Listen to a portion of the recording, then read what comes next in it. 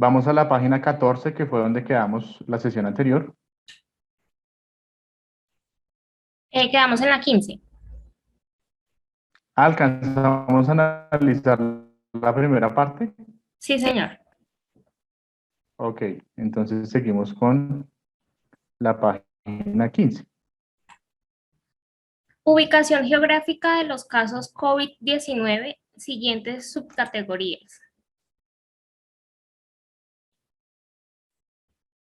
Tenemos un gráfico donde nos indica el porcentaje de COVID en cada departamento. Entonces, Santander con el 12.5%, Cesar 12.5%, Cundinamarca 10.4%, Tolima 8.3%, Bogotá 8.3%, Sucre 6.3%, Arauca 6.3%, Nariño 4.2%, Nacional 4.2%, Boyacá 4.2%, Antioquia 4.2%, Valle 2.1%, con Quindío, Putumayo, Norte de Santander, Meta, Huila, Cauca, Casanare y Caldas. Los casos COVID-19 se ubican en Bogotá, así como en 18 departamentos del país, dentro de los cuales 2 fueron reportados a nivel nacional.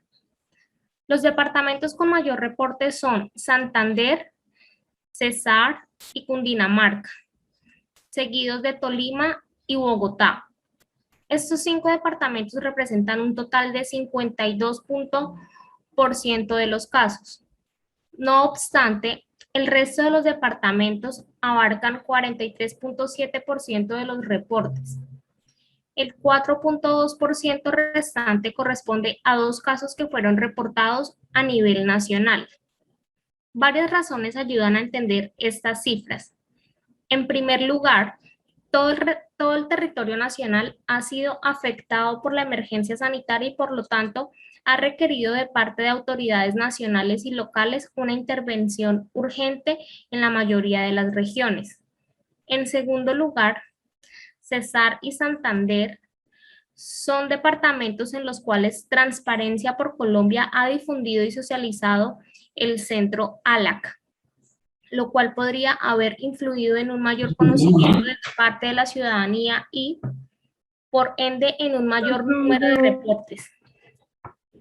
En tercer lugar, es importante destacar que estos resultados concuerdan con la amplia difusión por parte de los medios de comunicación de presuntos hechos de corrupción relacionados con COVID en Cesar, Arauca y Santander. Ahora bien, el universo de datos analizados no permite concluir que en Santander o Cesar haya más corrupción, sino únicamente que estos departamentos fueron los lugares donde se reportaron más presuntos hechos de corrupción. Esta misma reflexión es válida en territorios donde se registran menos reportes, pues no sería posible afirmar que en ellos haya menos corrupción. En efecto, plantear una relación directa entre las tendencias de la corrupción en una región y el número de casos reportados merece una mayor indagación.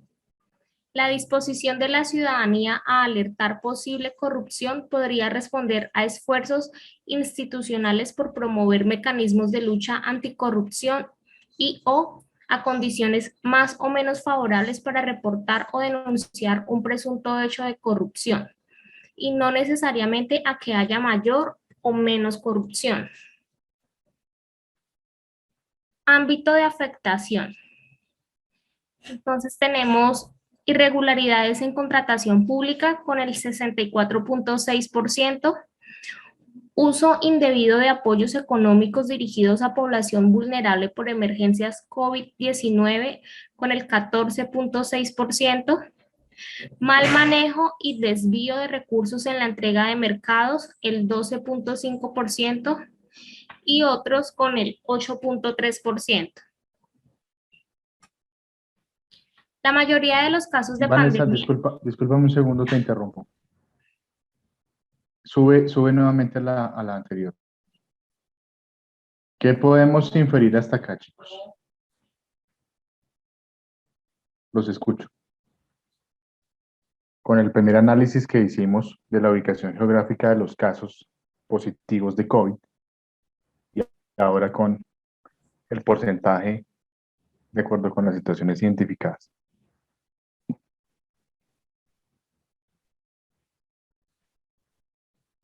Los escucho.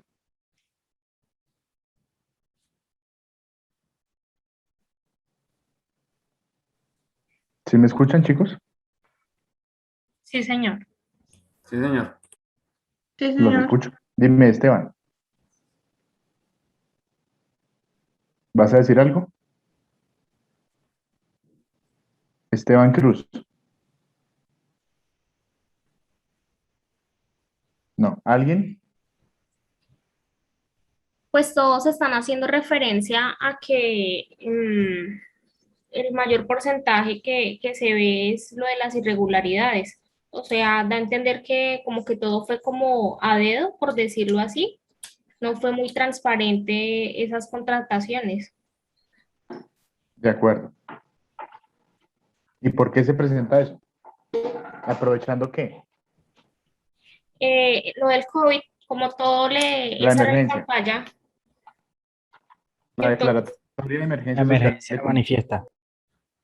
¿de todo acuerdo? se centraba ahí y no le prestaban atención a las demás cosas, no le daban la misma importancia.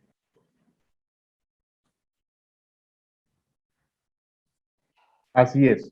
Ese fue el camino que usaron para poder utilizar los medios y los recursos asignados de la manera que ellos quisieran. ¿De acuerdo? Sobre la urgencia manifiesta. Así es, hombre. ¿Quién me habló? Profe Edgar Rivera. Edgar. Así es. Gracias. Jason, Buenas noches, te profe, buenos escuchamos. compañeros. Sí, sí, profe, es evidente el aprovechamiento de estas circunstancias para intentar como de esconder la corrupción que se ve, ¿no?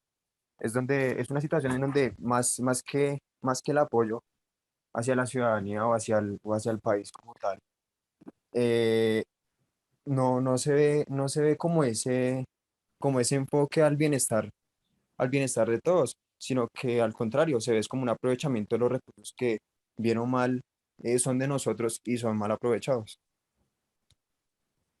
De acuerdo. Aquí vemos el calibre de las personas encargadas del beneficio de la ciudadanía, porque se supone que la asignación de recursos en una situación tan complicada como la que vivimos, que muchas familias perdieron su empleo, que muchas personas quedaron vulnerables porque no podían salir a la calle, yo diría que un porcentaje estándar que puede estar entre el 60 y el 70% de la economía de este país la mueven las pymes y la mueven la informalidad. Y un buen día, todos a la casa porque no podemos salir a la calle. Una recesión del calibre que vivimos. Se asignaron un poco más de 20 billones de pesos en puntos muy específicos como los subsidios al empleo, como la entrega de mercados, como los pagos de servicios públicos, con el ánimo de beneficiar a la ciudadanía más vulnerable. Y vemos aquí el calibre de los gerentes de los municipios, de las ciudades, de los corregimientos, encargados de que esas ayudas llegaran a las personas apropiadas. Y vemos que el 65% casi, esa utilización de recursos se hizo de manera irregular. Pues aquí no importa si hay emergencia, aquí no importa si hay necesidad de la familia que no tiene que comer, aquí no importa que no pueden trabajar y que el gobierno decretó emergencia social y económica en Colombia. No importó. Hay una asignación de recursos y la vamos a aprovechar. ¿De acuerdo? Profe, es que eso es como un patrón.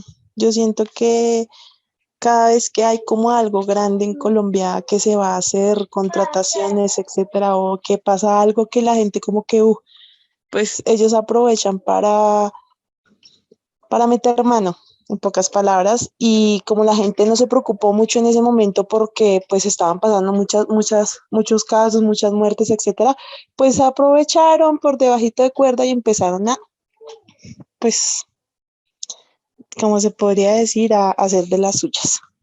Y ya es algo, digamos, que realmente es como un patrón.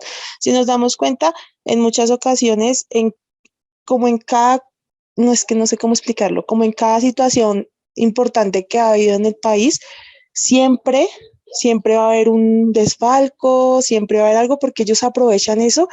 Como las personas no investigan, no saben, no, bueno, no, como en estos casos, estos documentos nosotros no los vemos a fondo, no sabemos realmente lo que pasa. Entonces, la ignorancia también hace que las personas sean ciegas y que cuando ya nos demos cuenta es que no, tenemos que hacer una reforma, tenemos que hacer esto porque la plata se perdió. ¿Y por qué? Por las situaciones que estamos viendo acá. Exacto, sí, señor. Gracias, Giselle. Gracias, profe. Yo no sé si les compartí un ejercicio que yo he hecho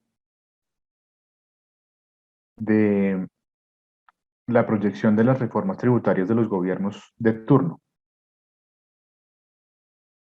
Hace poco leí un artículo de Semana hablando de la proyección de la reforma antes de la marcha y antes de todo el problema que tuvo, que hasta le costó el puesto al ministro, relacionado con la proyección de recursos que esperaba recaudar vía reforma tributaria en los siguientes 2 años, que eran entre 17 y 20 billones de pesos en 2 años. Pero me voy a mirar un artículo de prensa también que hacía un análisis de lo que habían sido los casos de corrupción de los últimos 2 años y habían sido 17 billones. Entonces, si yo me pongo a hacer el análisis, digo, ok, tuvimos un problema de índole financiero y pérdidas por 17 billones de pesos, ¿ok? Y a la par, tuvimos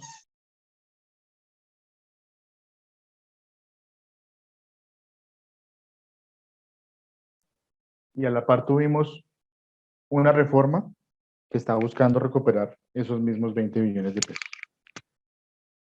Es decir que estamos avanzando como de a 2 años. Avanzamos 2 y nos devolvemos 2. Porque tengo un hueco fiscal de 17 billones de pesos por casos de corrupción y proyecto una reforma tributaria a 2 años para recaudar esos mismos 20 billones o 17 billones vía impuestos y vía tributos.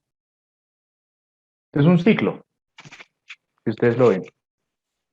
Que por un lado se pierde la plata en casos de corrupción que no llegan a ninguna parte, una investigación que no prospera, unas denuncias que pues quedan en un documento como el que estamos viendo,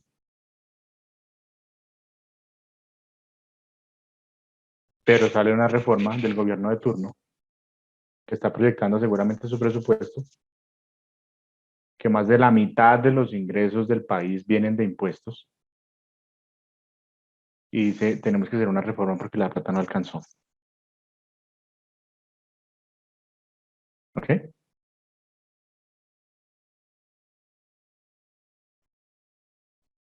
¿Sí me escuchan, chicos? Dime, Sí. Roger Díaz. Profesor, buenas noches. Compañero, buenas noches.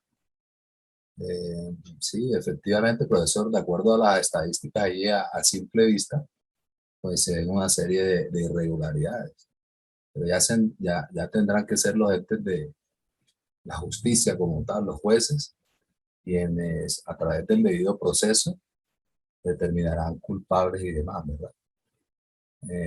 Lo que sí es cierto es que muchas de las situaciones que vive nuestro país, por lo menos yo, en los casos que usted ha traído a colación en las últimas clases, como Reficar, Salucot, ahorita el tema del COVID-19, al final yo le he puesto, no sé si usted se ha dado cuenta, una frase, pienso yo, que podría ser muy acertada, que hoy por hoy las personas pensantes que saben cómo se mueve la administración pública, los recursos de la administración pública, hoy por hoy han generado estrategias vanguardistas amañadas que conllevan precisamente a, a todos estos malos manejos, ¿verdad? Ya saben por dónde pueden filtrar los dineros del Estado. Sí, Pero, pero soy también un convencido, y lo he visto, lo he vivido por conocimiento de causa, de que si bien gobiernos, por no decir todos, eh, funcionarios públicos, empresas privadas inclusive, se han aprovechado del Estado, ¿verdad? sí, Para precisamente sacarle provecho. También es cierto de que, con todo respeto, mi profesor, me gustaría también que en clases se trajeran, digamos, casos de que no todo es malo, de que si bien hay corrupción, no todo es malo. Hay cosas, yo me imagino, que generan unas estadísticas buenas, como lo que se está viviendo a pesar de la pandemia. El gobierno ha dado unos, no estoy con nadie, estoy hablando de temas puntuales, ¿verdad? Unos recursos como 2 subsidios, casi 50 millones a los jóvenes, sobre todo hasta la edad de 28 años, son los requisitos, no casados. Y entonces las estadísticas en cuanto a compra de vivienda se han subido eh, mucho a comparación de otros años que inclusive no existía la misma pandemia. Otra cosa que yo también he vivido para conocimiento de todos, porque personalmente llevé a 2 personas de edad, fui a un corregimiento X, llevé a 2 personas de edad, no sabían que iban a cobrar. Ustedes que anteriormente se daba ingreso solidario por 70.000 pesos cada 2 meses. Hoy por hoy se le da 160.000 pesos del gobierno mensualmente. Y qué tristeza porque me di cuenta allí que así como esas personas, en última, todo el corregimiento, el caserío, mínimo están cobrando. Porque yo me quedé analizando allí Dimonis, Efecti, que es donde llegan esos dineros, y la gente sale feliz. Y usted los viera, llega a un estadero, y allí uno de los 2 que llevé, que era un señor de edad, se gastó los 160.000 pesos en cerveza y trago y salió borracho. La señora pues sí se lo llevó para su casa, pero la señora es una señora que tiene una finca de 1.000 hectáreas. Entonces yo les preguntaba a ellos, ¿y ustedes cómo hacen para cumplir esos requisitos? Dice, no, eso es fácil. El presidente de la Junta de Acción Comunal del corregimiento simplemente nos certifica de que cumplimos con el requisito. Así lo cumplan o no lo cumplan, quedan allí planillados como si lo cumplieran y por ende les llega el ingreso solidario. Y así cuántos millones de colombianos también no habremos, no hablemos, no estaremos allí, que muchas veces no cumplimos requisitos. El tema de las remesas, se entregan remesas y llegan personas, yo vivo aquí en Bogotá, encormatadas, en carros, y se llevan 2 y 3 remesas, cuando, cuando uno ve que esa persona en última no es la que se lo merece ni lo necesita. Entonces, qué tristeza, ¿verdad? Entonces, digamos que en definitiva eso es de parte y parte. Pensaría yo que sí, que ellos se llevan la mayor parte, pero también muchas veces el pueblo como tal es consecuente con ese desfalco que se le hace al Estado. Gracias, profesor. a ti, Roger, muchas gracias por la intervención. Y sí, pues nosotros también estamos participando porque, pues mira los casos que nos pones, que pues unas personas que a simple vista se ve que no necesitan los recursos, pero, pero pues aprovechan la oportunidad para eh, seguir con ese tema del beneficio y sacarle plata al Estado, como algunos les he escuchado en alguna oportunidad. Desconozco el criterio de asignación de recursos de subsidio, eh, porque de hecho, pues supe de un caso de un colega que recibió en su cuenta eh, varias veces recursos de esos subsidios. Entonces, pues el colega pues toma la decisión de donar estos recursos, pero pues no todos hacen lo mismo, ¿no? Porque al contrario, pues no, me regalaron subsidio, me regalaron plata, entonces yo no contaba con ese dinero y lo voy a utilizar en cerveza, como ponías el ejemplo tú hace un momento. Sí, profesor, y en resumen, para resumir lo que dije, yo pienso que con estas 5 frases está dicho. Exigir es fácil, señalar es fácil, juzgar es fácil, condenar es fácil, quejarse es fácil, pero dar el ejemplo es lo difícil. Gracias. Gracias a ti, Roger. ¿Alguien más? Jason, ¿vas a complementar algo o se te quedó la mano? No, profe, se me quedó la mano levantada. Ok. ¿Alguien más quiere decir algo? Ok. Sigamos, Vanessa, por favor.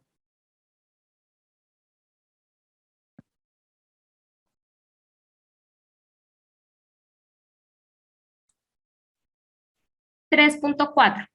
Irregularidades en contratación pública. 48% sobrecostos en mercados. 32% abuso de contratación directa. 13% sobrecostos en bienes y servicios diferentes a alimentos. 6% favorecimiento de intereses políticos.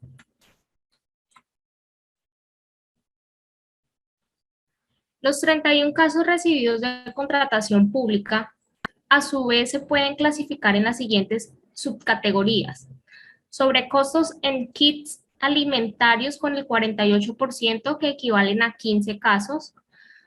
Abuso en la contratación directa con el 32%, 10 casos. Sobrecostos en bienes y servicios diferentes a alimentos en un 13%, 4 casos, y favorecimiento de intereses políticos con un 6%, 2 casos. De nuevo, estos resultados coinciden en gran medida con las tendencias de riesgos de corrupción detectadas por varias fuentes.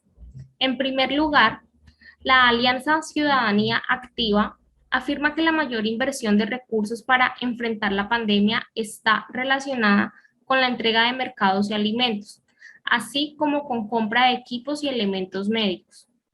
Por ende, estos dos temas concentran una probabilidad alta de riesgos de desvío de recursos, lo cual ALAC confirma con 48% de casos relacionados con sobrecostos en mercados y 32% relacionados con abuso en la contratación directa. En segundo lugar, y en armonía con esta tendencia, la Contraloría General de la República, en una de sus dependencias creadas recientemente, la Dirección de Información, Análisis y Reacción Inmediata, ha identificado que durante la emergencia sanitaria se han celebrado 540.000 contratos por 53 billones de pesos. De este total de contratos, entre marzo y noviembre se ha analizado 150.000, encontrando 460 casos sospechosos. En estas sospechas anunciadas por el ente de control, 222, 48%, corresponden a compras para suministros de alimentos, y las restantes 238, 52%, se relacionan con el suministro de medicamentos e insumos médicos. En tercer lugar, en relación con el abuso en la contratación directa, la Procuraduría General de la Nación, en una etapa inicial de la pandemia, identificó las siguientes alertas. Primero, contratación relacionada con la emergencia que no resultaba necesaria. Segundo, falta de justificación previa de la necesidad del contrato. Tercero, entrega de bienes y servicios para fines ajenos a la pandemia. Cuarto, falta de idoneidad del contratista. Y quinto, contratos para la compra de bienes y servicios con sobreprecios. Las 4 primeras alertas se relacionan con los casos atendidos en ALAC. En efecto, Como se evidenció anteriormente, se abusa de la contratación directa para contratar objetos no relacionados a la emergencia o para contratar contratistas no relacionados con el objeto. Finalmente, los datos ALAC de pandemia arrojan una concordancia con los datos de la Fiscalía General de la Nación sobre el aumento de la denuncia relacionada con contratación pública. Al respecto, varios casos asesorados por ALAC permiten ilustrar los riesgos derivados de la contratación pública en el contexto de la pandemia. Un ejemplo de ellos fue la contratación de una empresa de publicidad que se llevó a cabo en el departamento de Arauca para proveer elemento de aseo, desinfección, lo que evidenciaría una presunta falta de idoneidad del contratista. Otro caso, en Sucre, relacionaba sobrecostos en la celebración de 2 contratos, que tienen un valor cercano a los 2.000 millones de pesos, para suministrar mercados a población vulnerable. Finalmente, en el departamento del Tolima, un integrante de una veeduría ciudadana advirtió sobre presuntos sobrecostos en 2 contratos que tenían como objeto el suministro de elementos para el personal médico, entre ellos mascarillas N95 que oscilan por un valor de hasta 38.000 pesos por unidad. Este valor es bastante superior al comercial del producto, el cual está en el rango de los 10.000 a 13.000 pesos por unidad. 3.5. Ciudadanía contribuye a alertar irregularidades en contratos COVID-19 por más de 20.000 millones. Tenemos un cuadro de recursos en riesgos en procesos de contratación pública relacionados con COVID-19.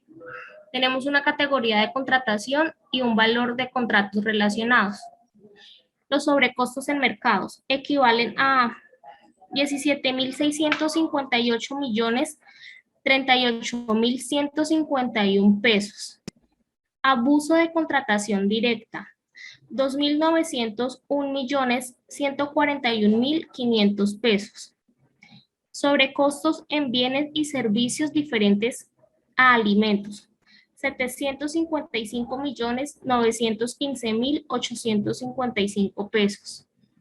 Favorecimiento de intereses políticos, 367.782.500 pesos, para un total de 21.682.878.006 pesos. Vanessa. ¿Algo que aportar hasta acá, chicos? Con este análisis que estamos haciendo. Y en cifras, ¿cuánto le costó en el periodo que vivimos al país la situación que se identificó? Franci. Profe, pues yo creo que, no sé, ahí veo es como el problema es en la Contraloría, que ellos son los directamente que tienen que vigilar, ¿sí? Que todo esté regular. Entonces, una de dos, no están haciendo bien su trabajo, o qué pasa con eso, porque se quedas como en datos y no pasa nada. De acuerdo. Porque sí, muy interesante la proyección y el trabajo que se tomaron las entidades para informar, pero lo que te estoy entendiendo es, ¿y qué pasó? ¿Sí? Sí, profe, o sea, que la Contraloría como tal no está haciendo bien su trabajo, porque digamos, si tuvieran, o sea, si pasara algo con esas personas que hacen esos contratos indebidos, pues asimismo, digamos, como no sé, algo ejemplar, se cuidarían más en volverlo a hacer. O sea, ya tú estás hablando de un castigo, por ejemplo. Sí, claro, o sea, que pase Una algo, es que sanción. son empresas que cambian, digamos, bueno, no sirvió la empresa de ellos, le cambian el nombre y vuelven y pasan para que los contraten de nuevo y así.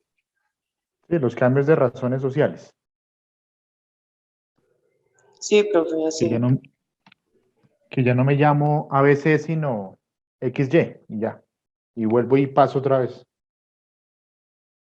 Y el proceso de contratación, pues sigue igual. Y nadie se dio cuenta que yo era el socio de la anterior empresa y ahora estoy siendo el socio de la nueva, ¿sí?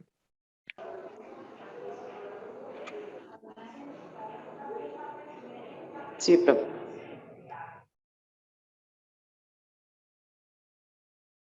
17.000 millones en sobrecostos de mercados, por Dios.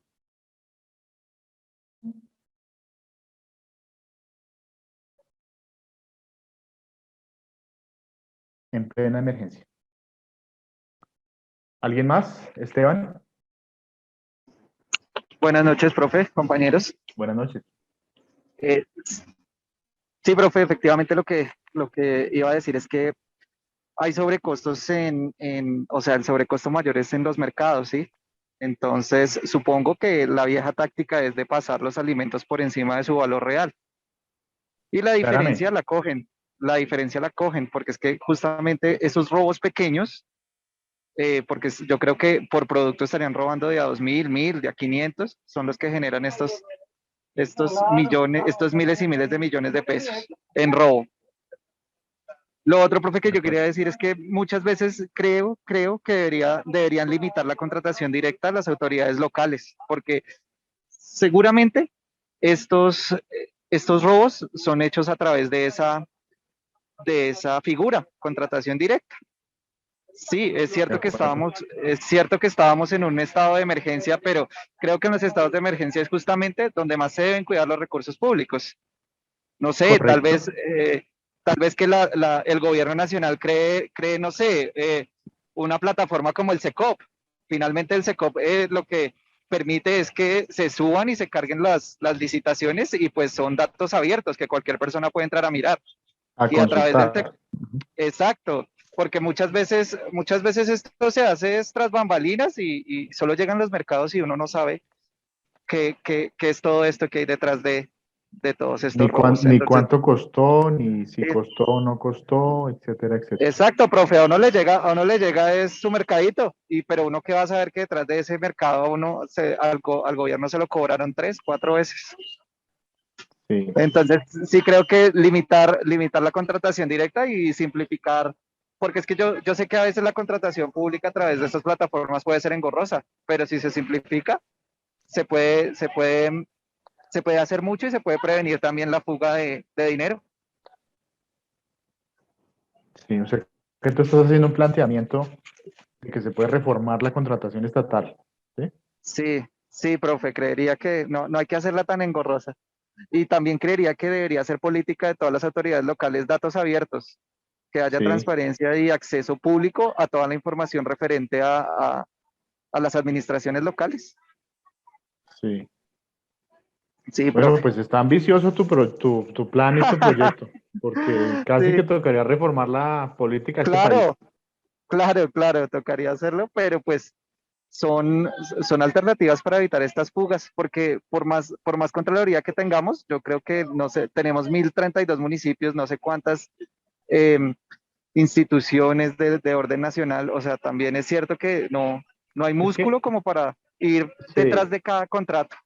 no alcanza. Yo hago una analogía, gracias, hombre. Yo hago una analogía muy sencilla, muy simple, pero que espero que me capten la idea de la analogía que les quiero contar. Y es con la prohibición de las cosas. Para los gobiernos, entiéndase ciudades, departamentos, municipios, algo como el pico y placa para el uso de vehículos, para ellos fue una solución. Solución que hoy existe. En Bogotá hay casi 4 millones de vehículos particulares, con las mismas vías que hemos tenido hace muchos años. La solución que encontró el gobierno distrital fue imponer una figura de pico y placa donde yo le prohíbo al propietario del vehículo utilizarlo. Primero fue todo el día, después unas horas, etcétera, etcétera.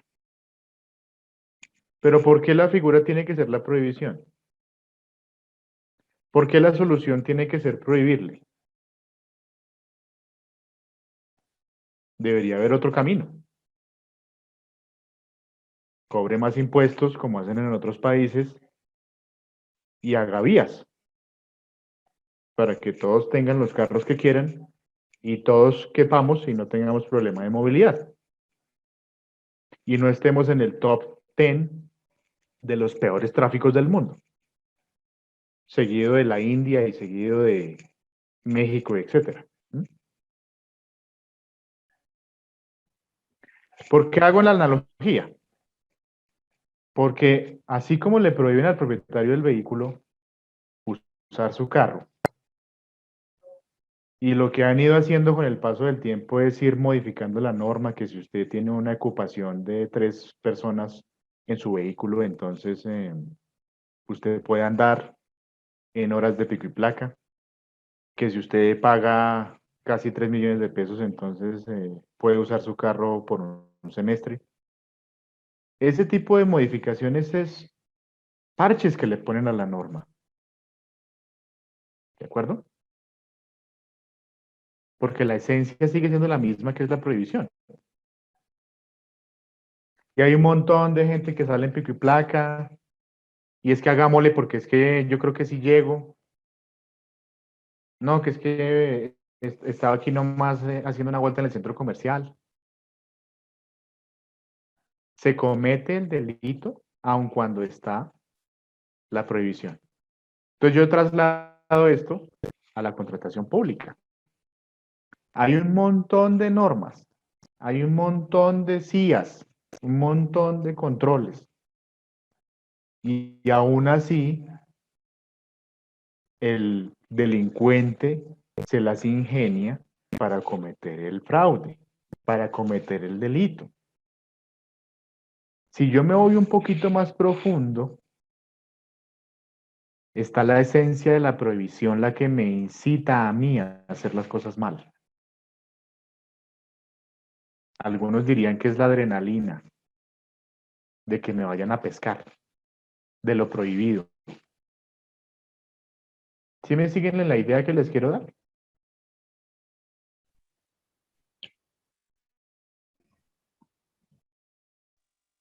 Sí, señor. Sí, Porque señor. si a mí me prohíben, pues yo busco la manera de hacer porque se me vuelve a mí un reto, se me vuelve a mí un propósito, se me vuelve a mí la esencia de hacer las cosas. Y si yo voy a escalar esto a un tema de contratación pública, donde son billones de pesos anuales que se pierden por corrupción, donde estamos llenos de tantas IAs y de tantos controles que al final ninguno sirve para nada.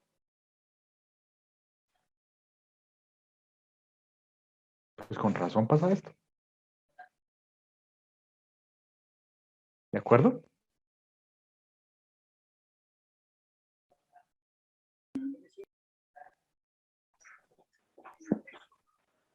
Entonces es una analogía y es un ejemplo sencillo de que a mi modo de ver y siguiendo la línea del compañero Esteban, de querer replantear y querer buscar una salida a todo esto,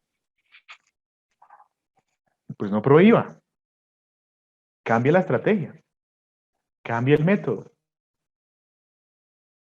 La psicología inversa que llaman algunos científicos. A ver qué pasa. Porque ya quedó comprobado por un lado y por el otro que existan los controles que existan, las normas, los procesos, el paso a paso para contratar con el Estado, las interventorías, las contralorías, las auditorías, y se sigue perdiendo la plata. ¿Sí me siguen hasta acá?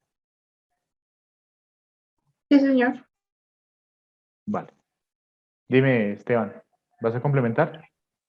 No, profe, quería tocar otro tema, no sé si ya lo habrán tomado. Profe, lo que pasa es que yo toda la semana he venido presentando problemas con el acceso al aula virtual. Ajá, Ya ok. di aviso y todo, ya di Sí. aviso y todo, profe, pero no, por ejemplo, su parcial se cerró el 18 y esta es la hora que no sea, no tengo acceso. Sí, Pero pues yo ya, sí, te entiendo, Esteban. Es un sí, tema generalizado.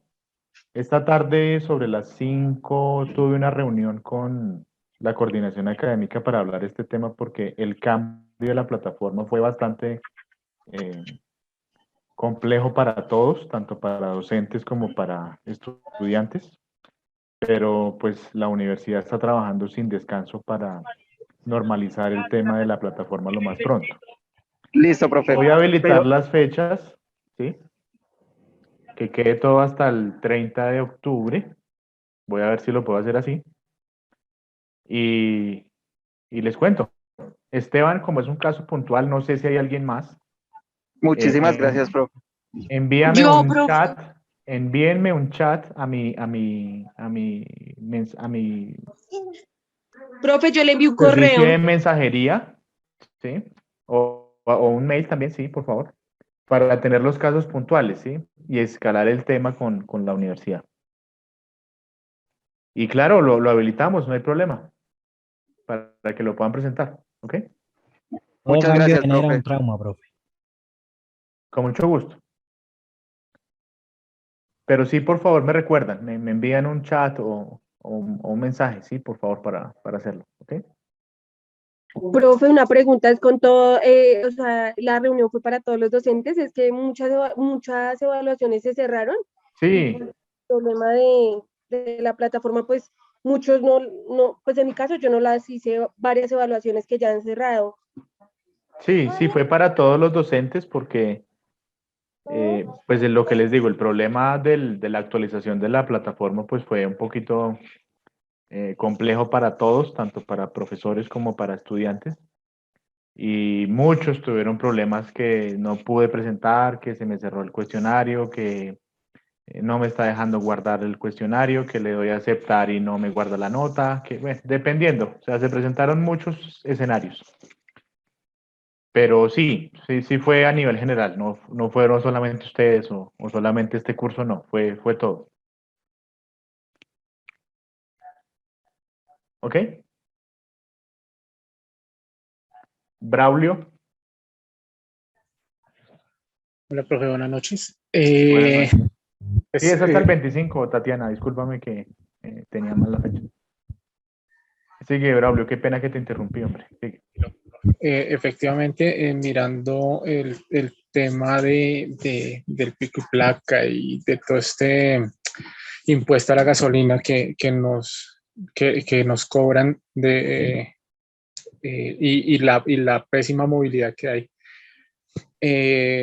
Además de eso, todo el tema de cómo se apropian recursos, por ejemplo, en el caso de los 17.000 billones en sobrecostos, el tema de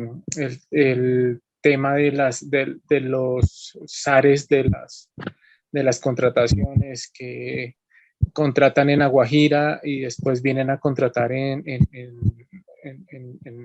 Mintic para llevarle también supuestamente a los menos favorecidos el tema de Internet. Sí. Dando todo eso, o sea, o sea, me quedó una duda ahí con el tema que habló el compañero ahorita, que también las cosas buenas. O sea, hay un balance entre lo que sí se ha hecho y lo que se han robado, hasta dónde es justificable que yo pueda decir que, bueno, roban pero hacen, ¿sí? Sí. No sé si existiría ese balance. No, en el recurso público toca invertir el 100% del dinero y de ese 100%, 70 se va para los ladrones, las ratas esas inmundas que nos tienen como nos tienen, y el 30% se va para la obra, ¿sí? Y son obras de mala calidad, obras que no duran. No sé si de pronto existiría ese estudio de lo, pues, entre comillas, bueno, porque pues también está evidenciado que cuando hacen cosas, pues no es de la más óptima calidad. Ejemplo, pues la vía llano. el contraste contra lo que se roban. No sé si existiría Que sí, ese. que sí sabemos por qué la vía al llano está por donde está, ¿sí? ¿Sí conocen esa historia? Don Ardila Lule. Porque en su momento el gobierno de Turbayayala tenía un lote y una finca, y la decisión que tomó el gobierno pues fue que la vía al llano tenía que pasar por donde quedaba el lote y por donde quedaba la finca. Y por eso es que hoy tenemos la vía al llano que tenemos, con todos los problemas de derrumbes, con todos los problemas de movilidad, de calzadas, etcétera, etcétera. Con el peaje más caro. Correcto. Pues hombre, yo qué te digo, o sea, ¿cómo puedes medir tú? O sea, ¿bajo qué criterio mides tú o miden los compañeros que, que se esté cumpliendo, pero también se esté perdiendo? O sea, ¿bajo qué criterio se evalúa eso? O sea, ¿cuál es el indicador para medir eso? ¿Dónde está escrito que la norma me permita a mí, como tú bien lo decías y abro comillas, están haciendo, pero o sea, están robando, pero están haciendo? ¿Dónde encuentro yo eso? Es muy difícil. Y sumándole entonces otro tema, hombre, pero ¿cómo así? O sea, esa es la tapa del descaro. ¿Mm? O sea, están haciendo, pero entonces, o sea, están robando, pero también hacen. No, pues dejémoslos que sigan robando porque pues ahí tenemos la carretera, ahí tenemos el hospital, ahí tenemos el colegio, ahí tenemos la escuela, ahí tenemos el mercadito. No, hombre, no, o sea, vimos antes, en el inicio del curso, la obligación que tienen las entidades públicas con la ciudadanía, la obligación que tienen los funcionarios públicos de desempeñar una labor puntual de cara al beneficio de la ciudadanía. Yo no estoy diciendo que todo sea malo, claramente. Pero hombre, los indicadores financieros hablan por sí solos. El hueco fiscal de este país es enorme. La deuda externa crece todo el tiempo. Según el DANE hay un desempleo del 10, 12, 15, dependiendo ahorita con lo de la pandemia como esté. Pero un análisis de desempleo real en Colombia está alrededor del 30%. Porque es que una persona que vaya y haga, y con todo el respeto que me merecen las personas que trabajan, por ejemplo, y es un ejemplo que voy a colocar, no quiero generar polémica, ni mucho menos, es un ejemplo que quiero utilizar. Una persona que trabaja en un salón de belleza, que va y hace, no sé, su turno de manicure y pedicure y todo ese tema de belleza, por un pago diario, por un pago de un fin de semana, para el DANE eso es un empleado.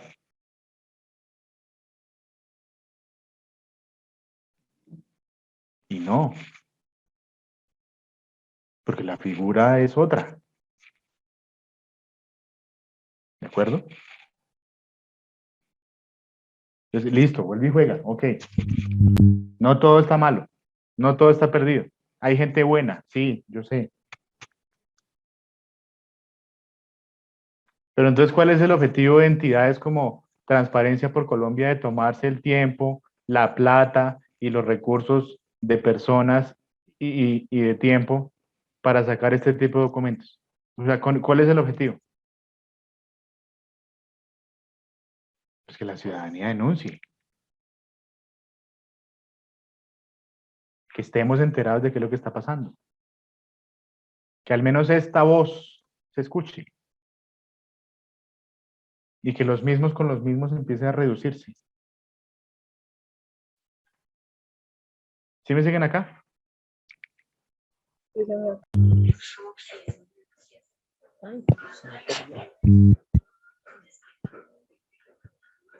Y lo quiero traer aquí porque es una labor que tenemos nosotros también, como actores activos de ciudadanía.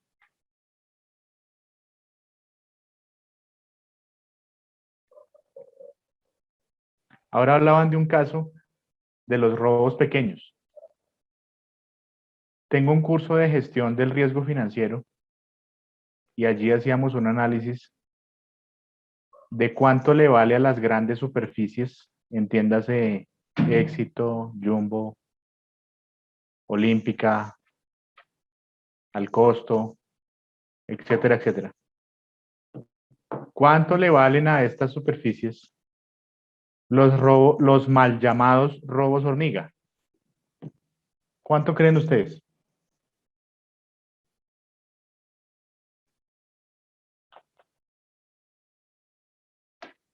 Los escucho. ¿Algún número, cualquiera? Profe, Dime. ese tema de los robos hormiga, esos ya están provisionados ahí dentro del costo que paga el consumidor. Eso, el almacén, las grandes superficies no pierden, ellos ya tienen eso dentro del precio del producto. Los que vamos pagando es peor, lo pagamos nosotros. Sí, señor. ¿Cuánto vale? Anual.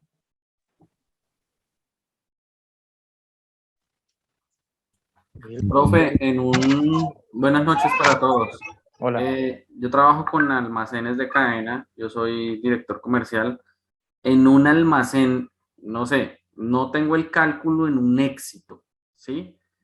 Pero sí podría hablarle de un almacén, no sé, profe, ¿en qué ciudad vive usted como para hacerle una medio Yo comparación? estoy en Bogotá. Bueno, ¿usted conoce algún autoservicio que se llama el Perdomo, La Mona? Sí lo he escuchado. Vale. Es un almacén que es mucho más pequeño que un éxito, mucho más pequeño que un Garulla. Sí. Y está aproximadamente, o sea, lo digo con conocimiento de causa porque conozco el cliente y he hablado al respecto, ¿sí? Sí. Puedo decir que es como de un éxito, de un local del éxito, es como unas 5 veces más pequeño. Está calculado aproximadamente en 22 millones de pesos anuales, las pérdidas con robo hormiga. Ok.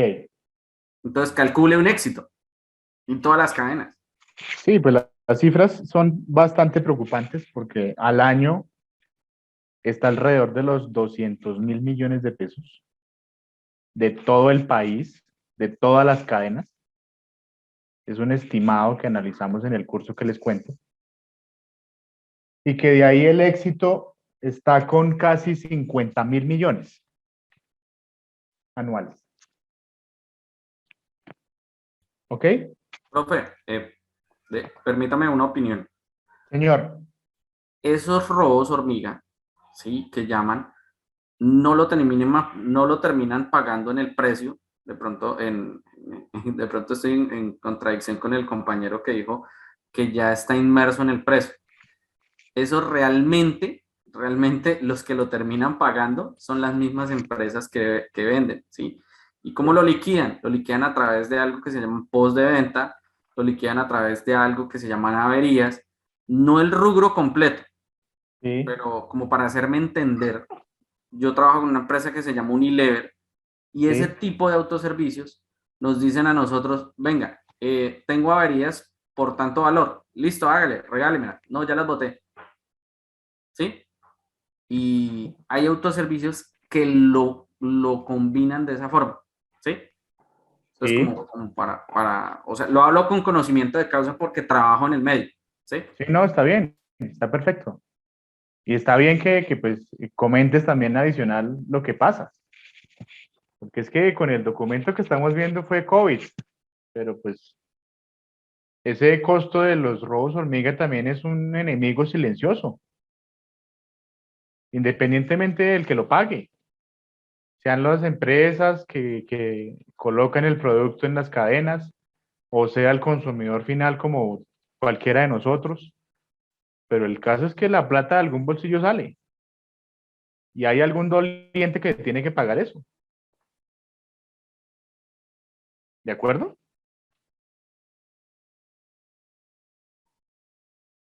¿Sí estamos, chicos? Sí, señor. Sí, señor. Vale, gracias, Julián. Juan Pablo, Profe, buenas noches, compañeros. buenas noches. Profe, pues ingresando pues al tema también del informe que estamos viendo de lo que estamos viendo actualmente, yo quisiera también tocar un tema que fue también como un robo, como digamos así, como muy sutil, que también fueron involucrados por también de los temas de los manejos de los servicios públicos. Y yo hablo en el caso de Bogotá, pues principalmente pues en el tema del consumo de energía y el consumo del gas. Durante ese tiempo que yo estuve trabajando en la casa, teletrabajando, yo estuve trabajando en la línea de servicio al cliente, en la línea de facturación de Codensa, de la ciudad de Bogotá. Pues básicamente pues el manejo que se me dio pues para suplir o para subsidiar o para colaborar, contribuir al tema de la emergencia sanitaria. Si bien se garantizó el servicio de energía y el manejo de los servicios públicos, hablando de Bogotá, considero que el manejo no fue el apropiado porque se conllevó pues a que se valieron básicamente del valor del kilovatio. Hablando del consumo de energía, hablando del kilovatio de energía, pues en lo que me compete a mí, que yo trabajo en Codensa, en la línea de Codensa, ahí básicamente pues hubo como un cobro, o sea, un cobro como extravagante, pues en materia del solo kilovatio. ¿A qué quiero ir con eso? Pues básicamente yo recibía muchas llamadas de muchas personas de que estaban inconformes con el cobro de los consumos de los servicios públicos. Y hablo en el caso puntual de Bogotá porque Bogotá fue una de las principalmente afectadas. Y creo que también pasó una cosa con Telecaribe o con Electricaribe. No sé si, profe, ante eso no sé si el tema de los servicios públicos pues puede que haya sido denunciado y haya estado dentro de las estadísticas del informe que estamos viendo. Digamos que empieza es el sobrecosto con la asignación más grande que fueron los mercados y la contratación directa, ¿no? Pero ese punto que tú estás mencionando cabe completamente porque fue una inconformidad general de los usuarios que subieron el precio del kilovatio. En cuanto al servicio de gas natural, de igual manera, también hubo escándalo en su momento por las tarifas del servicio de gas. Y la excusa, que a mi manera de ver fue eso, de las compañías, pues fue justificar que pues ahora como estaban todos en la casa, pues había más consumo, ¿de acuerdo? Porque como todos estábamos en cuarentena, pues los consumos en la casa se iban a incrementar. Y eso quedó ahí. Si se dieron cuenta, pues se pagó el servicio. Si yo no pago la luz, si yo no pago el gas, pues me quedo sin el servicio y ya. Y, y el tema pues pasó y no hubo mayor incidencia. Yo Sí, siempre voy a sí. mencionar el tema. Recién se declaró la emergencia y la pandemia. Y me lo cuestioné yo. Yo decía, pero ¿cómo es posible que en pleno siglo XXI, en una ciudad capital,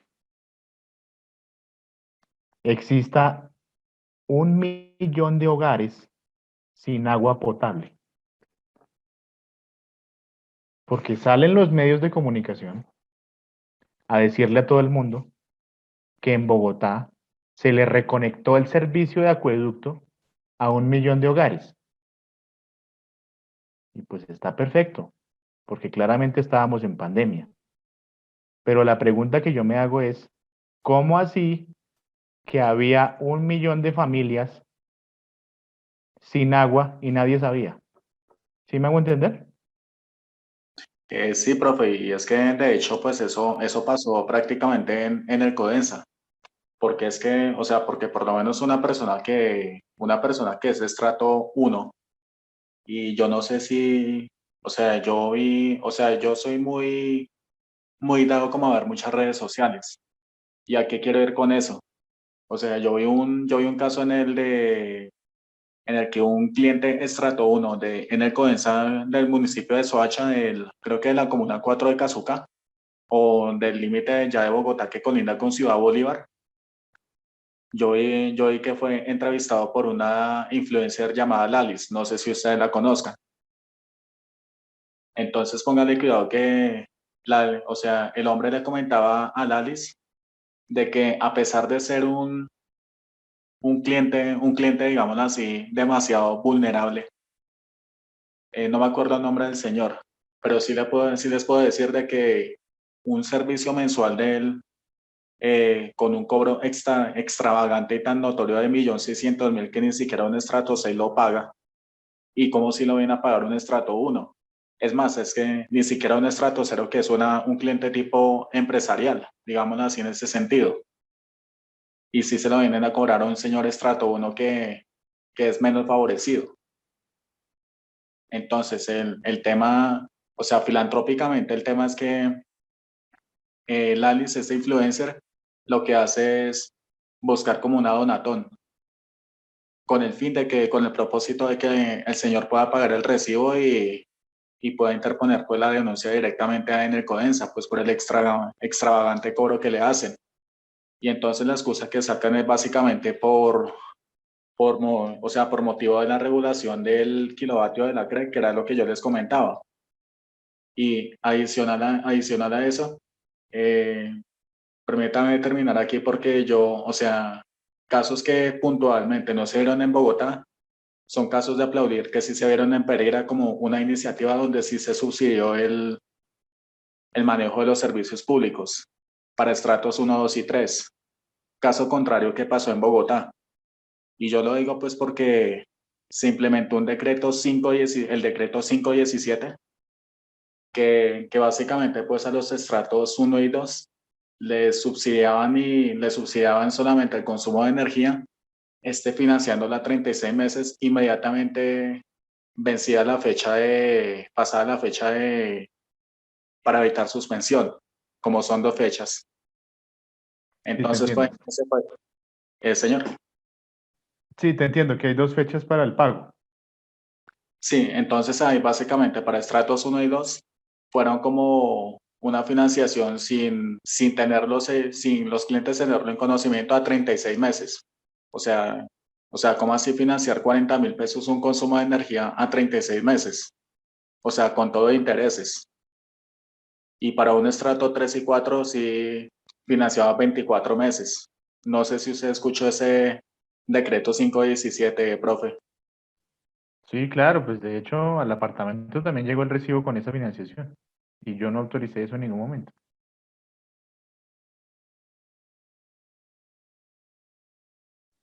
Entonces eso fue generalizado, que a nadie le preguntaron ni tomaron la decisión de financiar saldos que pues no se necesitaba dependiendo de los casos. O sea, no debió haber sido una norma generalizada, según mi concepto.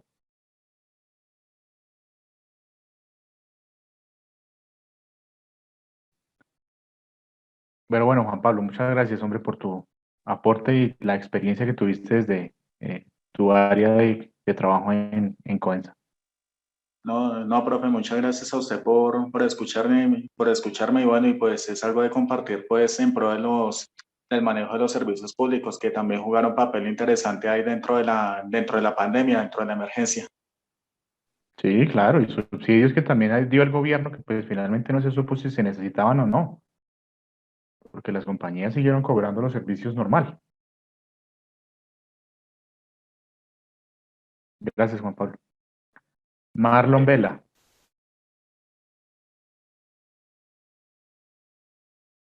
Marlon.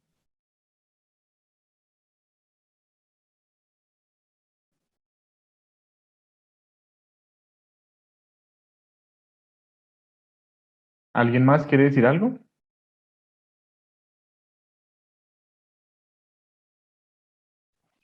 Ok, Profe, buenas sigamos, noches. dime.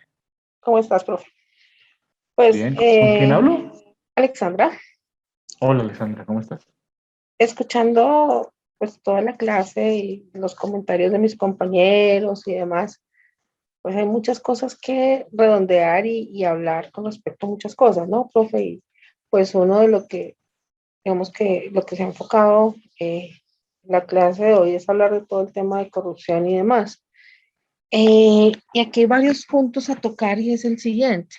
Desafortunadamente, eh, en este país, los políticos de turno, sean congresistas, sean alcaldes, gobernadores, concejales, han, la palabra la voy a decir, suena un poco brusca, pero han prostituido la política y pues ahora desafortunadamente las campañas se han vuelto al que más plata dé, al que más fiestas haga, al que más comida dé.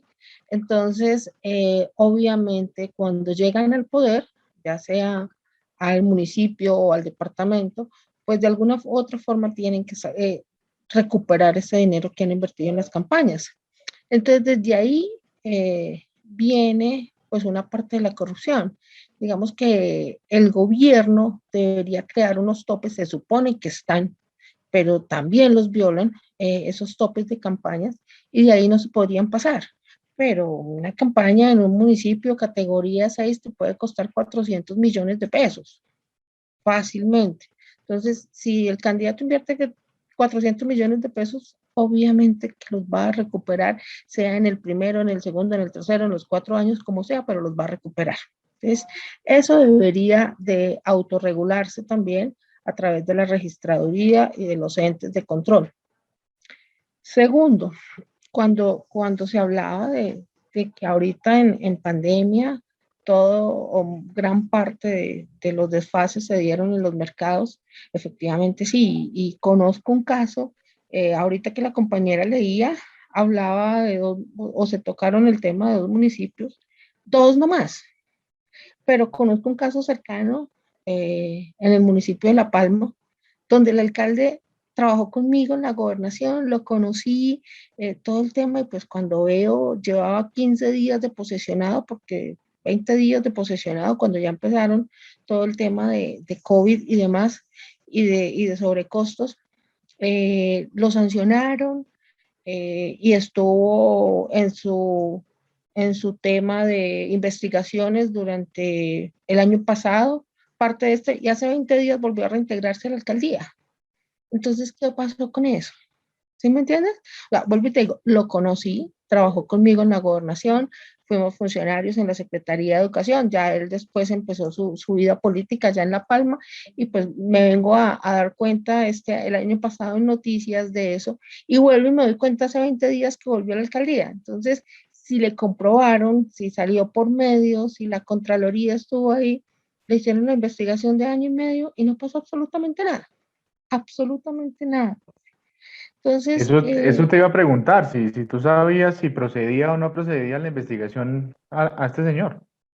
pero profe, o sea, vuelvo y te digo, o sea, empezando que contrató con un taller de mecánica los mercados, nada que ver. Sobrecostos en los mercados.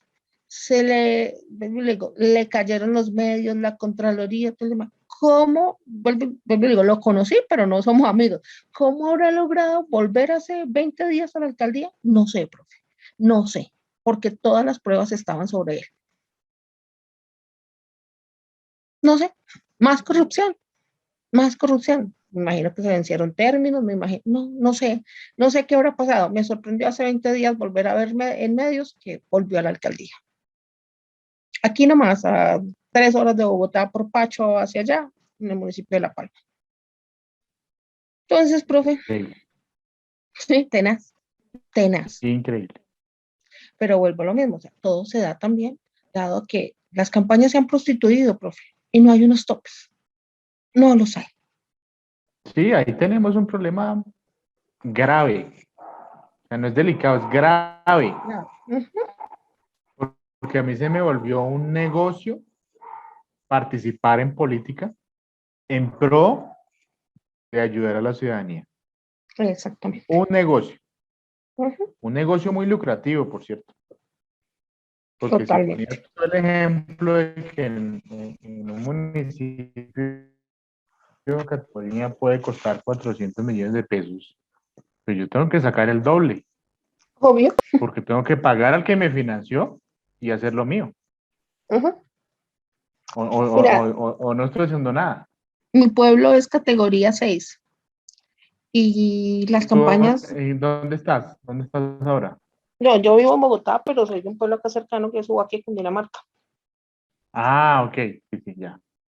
Pero allá los cierres de campaña, el año pasado se posesionaron, fue 2020, 2019 fueron los cierres de campaña, donde iba Matecaña, donde iba, bueno, artistas que no te bajan de 50 millones de pesos, literal. Y así, todos los fines de semana, los cierres de campaña, eran 6 candidatos y cada candidato, el que mejor cierre hiciera.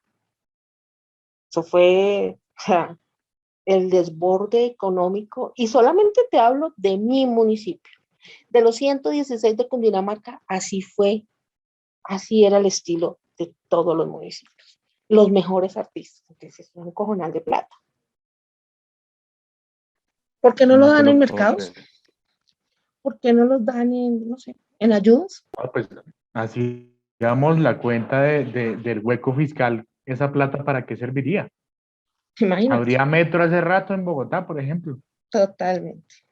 ¿Mm? Pero bueno, ese es el país en el que estamos, pero que nosotros también hemos contribuido a ello. De acuerdo. Desafortunadamente es así. Nosotros hemos contribuido a ello. Así es, Alexandra, y tenemos responsabilidad como ciudadanos, todos. Sí, total. Y no solamente el político es el corrupto, porque aquí todo el mundo hablamos del político como el corrupto, como el ladrón, como el deshonesto, pero todos, desde un punto de vista, todos lo somos. Porque si yo voy a la fama a comprar la carne y el señor de la fama tiene alterado el peso en, no sé, en 20 gramos, está robando. Si yo me subo a un taxi que me vale 4.800 pesos la carrera y pago con un billete de 5.000 y el señor no se le da la gana de darme 200 pesos porque no los tiene, porque me dice no tengo vueltas, me está robando 200 pesos. Entonces no solamente es el político, lo que pasa es que lo No, pues hacen si yo voy a poner gasolina y voy a tanquear mi carro, entonces también. igual, Porque o sea, hay en todos los casos en lados. O los sea, que te pongo el hay ejemplo del estaciones de taxi y de la servicio fama. que mensualmente están generando hasta 7 y 10 millones de pesos de ingresos por ese tema de la medida de la gasolina. ¿Mm? Uh-huh. Otra cosa, la gasolina sube el primero. El 30 compran gasolina, no sé, al precio que está hoy 30. Y como mañana sube, no venden esa que compraron hoy a ese precio, sino de una vez de sube. Entonces están ganando un cojonal de plata también. Claro. Pero Y son así cosas, con pues. todo. Así es todo, así es absolutamente todo. Ajá. Cuando el paro nos subieron absolutamente todo, la carne, el pollo, la papa, todo, absolutamente todo, es que es por el paro porque no hay, nunca le han bajado, ya no hay paro. Y el precio que se quedó alto porque no bajó, efectivamente. No bajó, no bajó. Estamos comprando carne a 15.000 pesos. O sea, cuando está, pero no, es que era por el paro, porque no se puede transportar el ganado, porque no sé qué, porque esto, porque... y la carne se quedó a ese precio. Sí, así es, Alexandra. Ok, mil gracias. Listo, profe. Profe, Dime. una preguntita. Y eso de la modificación de la ley de garantías en cuanto a lo de que se establece que el orden, bueno, que las entidades de orden nacional y las de territoriales puedan celebrar convenios administrativos para la ejecución de los recursos públicos. O sea, digamos que me gustaría aclaramos de ese tema también porque tiene que ver con todo lo de los recursos públicos y eso. Ok, sí, lo tendré en cuenta entonces para las par de sesiones que nos hacen falta. Gracias, profe. Vale. Marlon. ¿Vas a decir algo? Profe, Dime. profe, una cosa, pues a mí la verdad, sí, o sea, la corrupción está en la política y todo eso que puedan decir y todo, pero a mí lo que más me parece es que todo va en la rama judicial. Para mí, la verdad, si no hay leyes, si no hay, digamos, los entes de regulación, los entes de vigilancia de todas estas corrupción que hay en Colombia, para mí la culpa es de la rama judicial, porque pues nunca prospera nada, todo lo arreglan con plata, y pues debido a eso, pues se generan más y más corrupción, que si no hay quien los judicialice o quien los juzgue, pues no hay regulación de nada. Y lo otro es que lo que ustedes hablaban de lo del pico y placa y esto, pues a mí la verdad se me hace pues la verdad una bobada porque ¿cómo es posible que se, se dicte una ley que supuestamente no se puede sacar el carro pues, por número de placa y esto, pero si yo hago un aporte, entonces ya puedo sacar mi carro? Entonces, desde ahí ya se está rompiendo la norma, ya se ve, pues eso para mí es un caso de corrupción también, porque o sea que si yo no tengo recursos, entonces no puedo pagar ese permiso para sacar mi carro o movilizarme yo en Bogotá si no tengo cómo sacar, o sea, si no pago eso no puedo sacar mi carro. Entonces para mí también eso sería pues corrupción. Sí, sí, así es. Y de hecho yo les mencionaba que puede ser de la mano que empieza la norma con la prohibición. Por el camino se dan cuenta que no era tan así, pero pues al final pues estos son, mm, digamos, arreglos como pañitos de agua tibia, como diría el dicho, porque pues la solución no va por ahí, ¿ok? Y pues sí, con lo de la rama judicial pues claramente, porque pues yo les he insistido mucho en que Colombia a nivel normativo, o sea, si yo me pongo a leer la norma que existe en Colombia, es muy sólida y es muy fuerte. El problema está es en la aplicación de esa norma, ¿ok? Ahí es donde está el problema. Y por eso es que no hay capturas y por eso es que si lo capturan lo liberan, porque es que porque es que él la ayudó, porque él pagó, porque, hombre, no, aquí hubo un delito y aquí hubo un problema grave de corrupción y aquí hubo un problema de fuga de recursos y de detrimento patrimonial. La solución no puede ser esa, ¿de acuerdo? Sí, profe, lo otro es, profe, digamos, si se creó la Contraloría supuestamente para que es un ente regulador de toda esta corrupción y se ve esos desfalcos tan tenaces porque es que ya no, o sea, ya no les da ni vergüenza, ya roban de frente y de malas. Mire lo que pasó con Mintic y ya roban Sí, sin, o sea, sin escrúpulos, ya es de frente que roban. Entonces la corrupción empieza desde ahí porque si el mismo ente regulador o sea, no prevé, o sea, no está encima de estas cosas y ellos mismos tapan y tapan las cosas que los otros hacen, pues desde ahí empieza la corrupción. Si hay un ente de regulación que no sirve para nada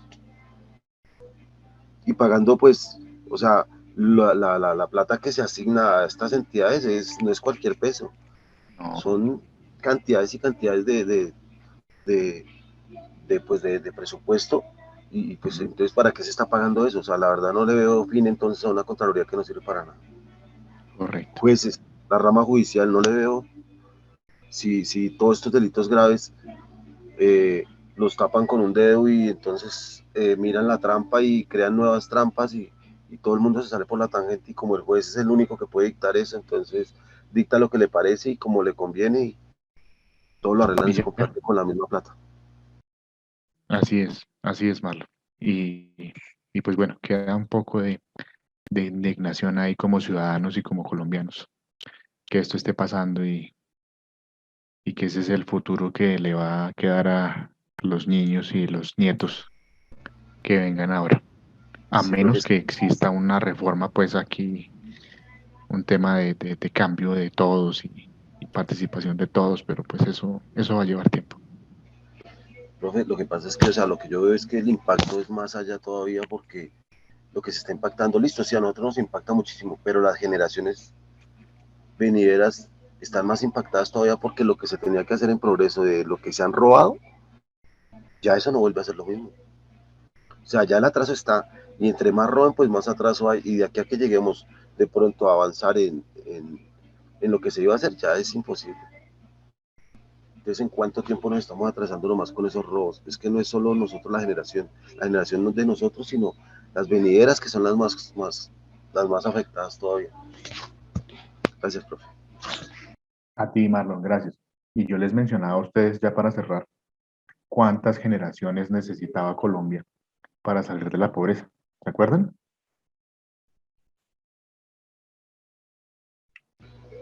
Sí, profe. Entonces, ahí tenemos harto tema para tratar y harto análisis como colombiano y como ciudadano y como padre de familia y madre de familia, los que tengan hijos, hasta dónde yo voy a aportarle a este país para que las cosas por lo menos empiecen a cambiar desde mi casa y las cosas empiecen a mejorar. Chicos, yo creo que entonces dejemos hasta aquí por ahora. Vanessa, muchas gracias por tu ayuda, por tu colaboración. Recuérdame, por favor, la siguiente sesión que quedamos en esta página. Y bueno, chicos, seguimos adelante. Ya casi terminamos este curso. Quiero que hagamos la síntesis, quiero que quede el mensaje. Y bueno, pues a todos muchas gracias por su participación.